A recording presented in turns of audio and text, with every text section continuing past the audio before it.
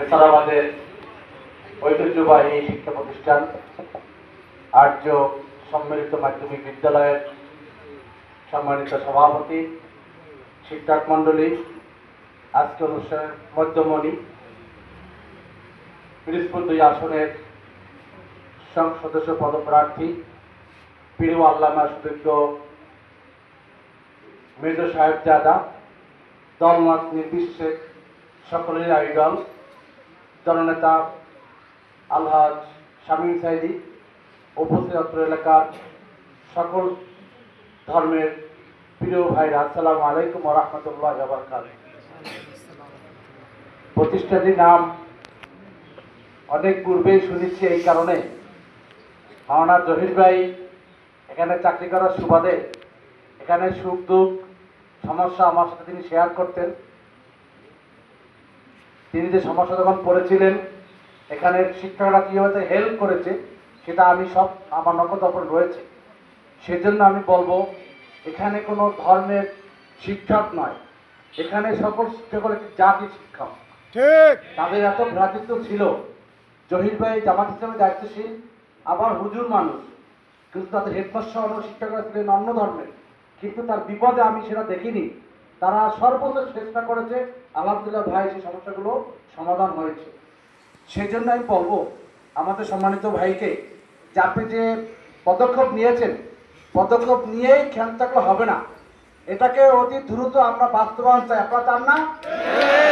আমরা ভাইকে আবেদন করব, আপনি ঢাকায় গিয়েই আপনার প্রথম কাজ হবে ন্যাশনাল উপজেলার জন্য এটিকে কীভাবে আমরা কার্যকর করতে পারি ইনশাআল্লাহ।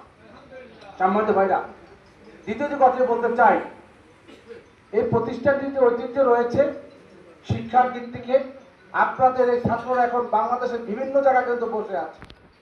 আপনাদের পক্ষ থেকে চেষ্টা করতে হবে কিভাবে তাদের মাধ্যমে আমরা এটাকে আরো উন্নত করতে পারি, কিভাবে আধুনিক সজ্জা সজ্জিত করা যায়। অনেক ছাত্র আছে, আমি জানি এখানে বিভিন্ন জায়গা আছে, যোগাযোগ করে শুধু এটিকে নয়, আপনারা এমন এক প্রার্থী পেয়েছেন, আপনারা জানলে খুশি হবেন। আমাদের প্রিয় আল্লামা পিরোজপুর ১ আসনে 1996 সাল থেকে 2006 সাল পর্যন্ত আমাদের এমপি ছিলেন। আমরা তার কাছ থেকে নির্বাচন দেখেছি এবং তার শাসন দেখেছি।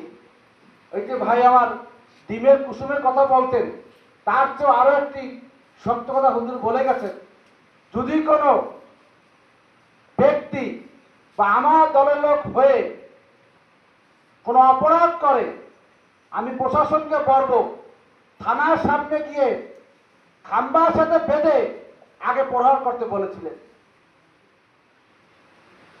হুজুর কাউকেই দু চোখে দেখেননি, আর তার সন্তানরা ইনশাআল্লাহ কাউকে দু চোখে দেখবেন না। এটা ইসলামও সাপোর্ট দেয়নি। আমাদের সংগঠনের 3 দফা দাওয়াত রয়েছে, 4 দফা কর্মসূচি রয়েছে। আল্লাহর জমিনে আইন কায়েম হলে কিভাবে মানুষের অধিকার ফিরে পাবে, ইসলাম সব বলে দিয়েছে। সেজন্য আমি আপনাদের আহ্বান জানাবো, আপনারা আমাদের সংগঠনকে জানেন, বুঝেন, দেখেন। এবং এমন এক প্রার্থী পেয়েছি, ছাত্ররা বলেছে ভাই যে কোনো দল নয়, ব্যক্তি এখানে এসেছে।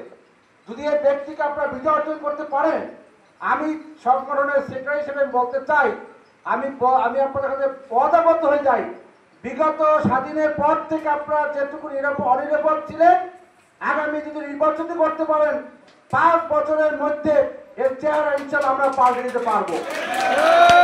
বাংলাদেশ জামাত ইসলামী কোনো ব্যক্তিগত দল নয়, এটি একটি নিয়মতান্ত্রিক গণতান্ত্রিক সংগঠনের নাম। আমির জামাতের একটি নির্দেশ, আপনারা দেখেছেন 5ই আগস্টের পরে সারা দেশে আমরা কিন্তু আপনাদের মন্দিরগুলো পাহারা দিয়েছিলাম। আমরা কিন্তু প্রতিটি মন্দিরে গিয়ে গিয়ে, আমি ব্যক্তি যখন জলবায়ু পিরোজপুরে ছিলাম, ডিসি সাহেবের পরামর্শ নিয়ে প্রশাসনিক থানাগুলো বিশেষ করে ট্রেজার আমি পাহারা দিয়েছিলাম। আমরা এই আমানত রক্ষা করতে পেরেছি। সেই সারা বাংলাদেশে আমেরিকার নির্দেশকে আমরা পালন করে এখন মধ্যে আছি। আমাদের উদ্দেশ্য হলো আগামীর বাংলাদেশ হবে সাম্যের বাংলাদেশ, যেখানে কোনো দল মত থাকবে না। যেভাবে আল্লাহ রাসূল একটি সুন্দর সমাজ উপহার দিয়েছিলেন, বাংলাদেশ জামাত ইসলামীও চায় এই বাংলার জমিনে সকল মানুষকে নিয়ে সুন্দর একটি সমাজ গঠন করতে। আপনারা গত পরশুদিন দেখেছেন ঢাকা ইউনিভার্সিটিতে ইসলামিক ছাত্র সমিতির প্যানেল দিয়েছে, সেখানে কোনো সংগঠনের নাম দেয়নি, সেটা হলো জাতীয় ছাত্র ঐক্য নামে আমাদের তো প্যানেল দিয়েছি, সকল শ্রেণীকে আমরা এখানে হাজির করেছি। কিন্তু এই জন্য আসুন, আগামী যে নির্বাচন এসেছে আপনাদের কাঙ্ক্ষিত আমরা প্রার্থী এখানে দিয়ে গেলাম, আপনাদের কাছে আমরা ছেড়ে দিয়ে যাচ্ছি। শুধুমাত্র আমাদের কাজই হবে প্রত্যেক দাঁড়িয়ে দিকে, প্রত্যেক ঘরে ঘরে গিয়ে শামীম ভাইয়ের সালাম পৌঁছাতে হবে, দাঁড়িপাল্লা ভোট নিশ্চিত করতে হবে। যদি আমরা নিশ্চিত করতে পারি, আমি আবারও ওয়াদা করতেছি নেছারাবাদ উপজেলার চেহারা ইনশাল্লাহ পরিবর্তন করে দেবে ইনশাল্লাহ। আমরা আশ্চর্য হই, একটি রাস্তায় হাঁটার জায়গা নেই, একটি জায়গায় বসার জায়গা নেই, এত নদী বন্দর, এত রাস্তা, এত কিছু। বিগত যারা সংসদ সদস্য ছিলেন আসলে তারা কি করেছে আপনারা ভালো মতো জানেন।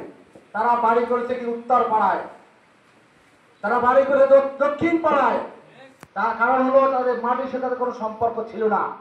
আমাদের প্রার্থী হলো মাটির প্রার্থী, এই জায়গার তার কৃতি সন্তান। আমরা ওয়াদাবদ্ধ হতে পারি এভাবেই। বাংলাদেশ জামাত ইসলামী বিগত যদি মন্ত্রী দিয়েছিল, আমাদের 18 জন এমপি ছিল, আজ পর্যন্ত কোন সরকার এদের দুর্নীতির 1 টাকা প্রদান করতে পারেনি। তাই নয়, আপনাদের খুশি হবেন, আমাদের প্রায় 2500 মেম্বার ছিলেন, 4500 মেম্বার ছিলেন, 1500 আমাদের চেয়ারম্যান ছিলেন, 2,500 আমাদের মেয়র ছিলেন। আজ পর্যন্ত কোন সরকারের মেম্বার, চেয়ারম্যান, মেয়রদের কোন দুর্নীতি প্রমাণ করতে পারেনি। এখান থেকে প্রমাণিত হলো বাংলাদেশ জামাত জনশক্তি তৈরি করি, তারা হালাল ভাবে তারা হারামকে গ্রহণ করে, হারামকে বর্জন করে, হালালকে তারা গ্রহণ করে এবং আল্লাহর হুকুমগুলো পালন করে। বলেই ওই 2 টাকার 1 টাকা খাওয়ার জন্য আমরা জামাত ইসলামী করিনি। আমরা জামাত ইসলামী করতেছি আল্লাহর জমিনে একটি সুন্দর সমাজ প্রতিষ্ঠা করার জন্য, যেখানে সকলের সমান অধিকার ফিরে পাবে। তাই আসুন, আমি আপনাদেরকে ভর করে কথা বলেছি, আপনারা মা শামীম ভাইয়ের সালাম প্রত্যেক ঘরে ঘরে পৌঁছতে পারি ইনশাল্লাহ। পাওয়া যাবে না প্রিয় ভাইরা?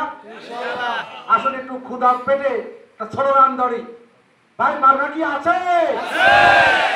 আরে কোন সে মার্কা?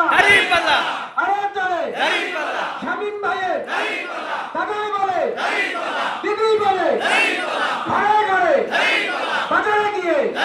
প্রিয় ভাইরা, এই দাঁড়িপাল্লার নামকে আমাদের মুখস্থ করতে হবে।